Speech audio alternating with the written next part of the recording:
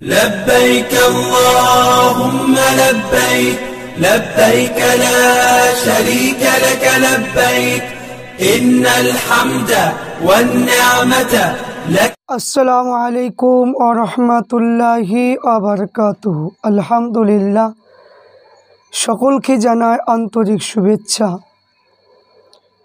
আজকে যে বিষয়টা নিয়ে আলোচনা করব, ইউটিউবের মাধ্যমে দেখতে পাওয়া যাচ্ছে আহলে হাদিস লামাযাবি অনেক বক্তারা বলছে যে ফিতরা টাকা দিয়ে আদায় করা চলবে না।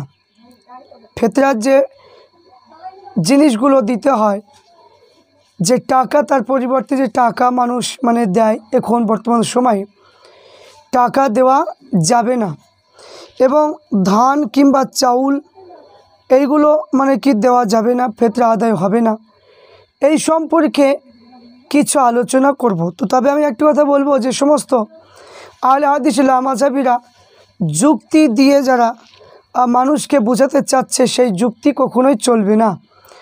কারণ এই যুক্তিটা মানুষের কাছে এমনভাবে বলছে, মানুষ বুঝছে যে না যে টাকা দিয়ে কোনো ফিতরা আদায় করা হয়, এই বলে তার একটা বিভ্রান্তি সৃষ্টি করছে।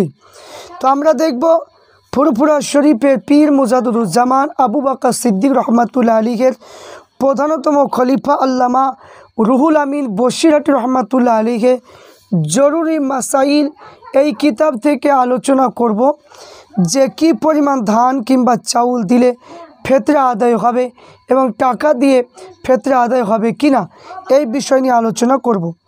দুরুল মুখতার হানাফি মাযহাবের প্রসিদ্ধ কিতাব দুরুল মুখতার কিতাবের মধ্যে লিখেছে, সদকায়ে ফিতরা যে অর্ধসা গম কিংবা ময়দা কিংবা গমের ছাতু বা কিশমিশ দিতে হবে। ইমাম আবু ইউসুফ ইমাম মুহাম্মদ কিশমিশকে খুরমা তুলো স্থির করেছেন। ইমাম আজম এক রেওয়াতে বহন চিবা বা বিদনগণ এই মতটা সই স্থির করেছেন। হাকাই কিতাবের মধ্যে লিখেছেন যে বুরহান হতে সারাম বা লালিয়া গ্রন্থে উদ্ধৃত করে বলেছেন যে এই মতের উপর ফতোয়া দেওয়া যাবে যে ফিতরা এক সা খুরমা কিংবা জবা মন্দ হলেও দেওয়া যাইতে পারে। আর যে কোনো বস্তু দ্বারা ফিতরা দেওয়া সম্পর্কে হাদিসে কোনো স্পষ্ট ব্যবস্থা নাই।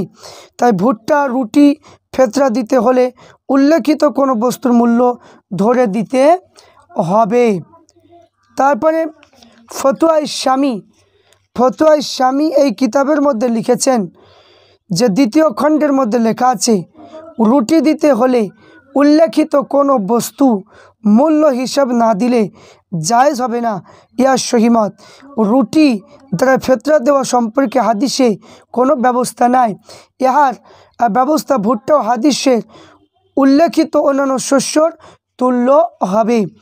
ফতোয়া আলমগীরি কিতাবের মধ্যে লেখা আছে, সদকায়ে ফিতরা চারি বস্তু ওয়াজিব হবে, গম, জব, খুরমা, কিশমিশ ও খাজাইনুল মুফতি ও তাহবির টিকা আছে।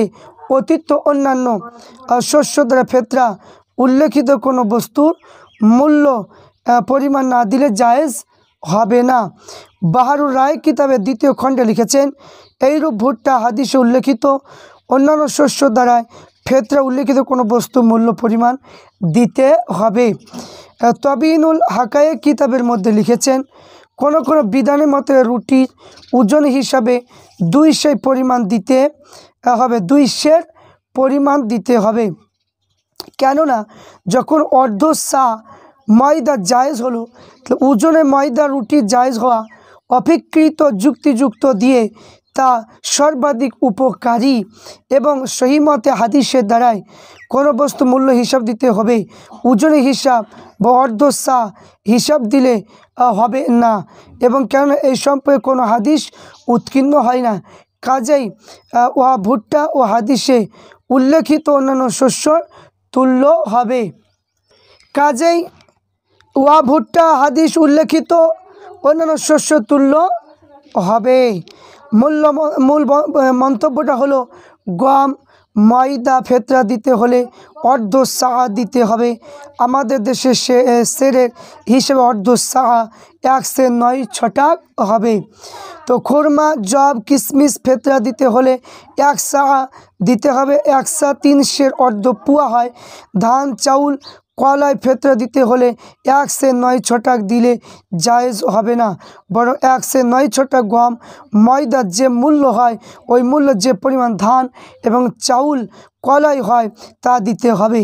সাধারণ মুসলমান পঞ্জিকায় অর্ধ সাআ ধান চাউল ফেতরা দেওয়ার কথা উল্লেখ হয়েছে ও সমস্ত হানাফি ফিকহ কিতাবে বিপরীত মত লেখা হয়েছে।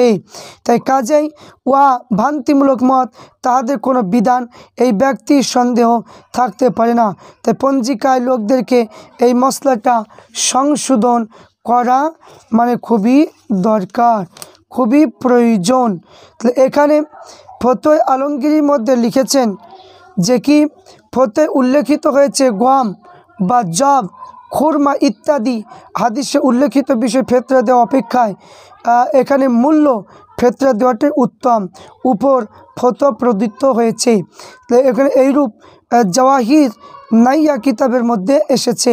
তাহলে এখানে যে ফেতরাই বিষয়ে যে ফতোয়া আলমগীরি যে কিতাবের মধ্যে এসেছে, যে ফতোয়ায় উল্লেখিত হয়েছে গম জব খুরমা ইত্যাদি হাদিসের উল্লেখিত বিষয় ফেতরা দেওয়া অপেক্ষায় তৎসম পরিমাণ মূল্য ফেতরা দেওয়াটাই উত্তম। তাহলে এখানে আমরা বুঝতে পারলাম যে ফেতরা এখানে মূল্য টাকা দিলে মানে ফেতরা আদায় হয়ে যাবে এবং গমে যে মূল্য টাকা হবে সেই মূল্য মানে কি চাউল এবং মানে কি যে চাউল এবং ধান মানে কি কিনে দিতে হবে, তাহলে আদায় হয়ে যাবে। ফতোয়া আলমগীরি এই ফতোয়া আলমগীরি কিতাবের মধ্যে লেখা আছে যে টাকা যদি দেয়, যে গমের যে পরিমাণ টাকা হবে সেই টাকা অনুযায়ী যদি টাকা যদি দেয় তাহলে সেটাও মানে আদায় হয়ে যাবে। তাহলে এই ফতোয়া আলমগীরির মধ্যে লেখা আছে যে ইমামে আজম আবু হানিফা রহমাতুল্লাহ আলাইহি এখানে মত অনুযায়ী অর্ধশা দিতে হবে, কারণ সবটুকু অংশ খাওয়া যায়।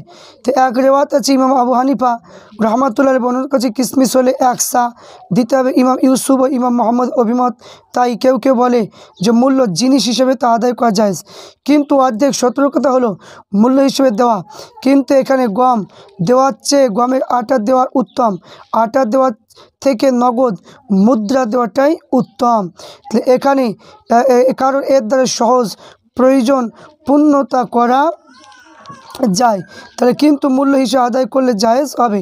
তাহলে এখানে বোঝা গেল যে আপনার যে মূল্য হিসেবে যেমন জাকাত মানে করা উত্তম, তাহলে এই রকম করে টাকা যদি কেউ দেয় তাহলে তার ফেতরা আদায় হয়ে যাবে।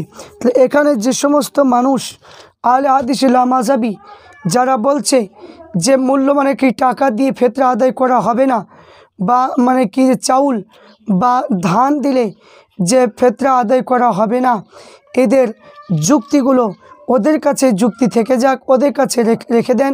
আমরা যেভাবে মূল্য টাকা দিয়ে আসছি সেইভাবে আমরা দেব এবং গমের যে দাম যে মূল্য হবে সেই টাকা অনুযায়ী মানে কি দিতে হবে 1 কেজি 660 গ্রাম বা 1 কেজি 700 মানে গমের যে টাকা হবে সেই টাকা মানে কি দিলে এবং তার ফেতরা আদায় হয়ে যাবে। আল্লাহ পাক রব্বুল আলামিন আমাদের প্রত্যেককে সঠিকভাবে চলার তৌফিক দান করেন। আল্লাহুম্মা আমিন।